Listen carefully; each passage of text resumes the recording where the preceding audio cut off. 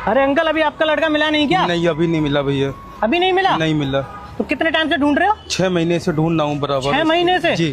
कहाँ के रहने वाले हो? मैं यूपी अलीगढ़ का रहने वाला हूँ। यूपी अलीगढ़। तो आपने ये वीडियो देख ली होगी। तो दोस्तों, इन अंकल का लड़का खो गया है, क्योंकि कई दिनों से लापता है। इन्होंने बहुत से जगह जा जाकर उसको देखा है, लेकिन वह मिला नहीं है, क्योंकि अपनी बहन को स्कूल छोड़ने गया था ये बोलकर कि मैं अभी थोड़ी देर में आ रहा हूँ, लेकिन वह घर नहीं लौटा है। इनकी लड़की की उम्र है 14 ईयर्स और वह मिल नहीं रहा। तो दोस्तों, आप इस वीडियो को ज़्यादा से ज़्यादा शेयर कीजिए ताकि इनका लड़का मिल सके। और इन अंकल ने जिस किसी भाई को भी अगर उनका लड़का मिलता है तो आप अंकल को कांटेक्ट कर सकते हैं इसी नंबर पर। अंकल ने 1 लाख रुपए का इनाम रखा है। जिस किसी को भी अगर उनका लड़का दिखाई दे तो आप अंकल से कांटेक्ट कर सकते हो।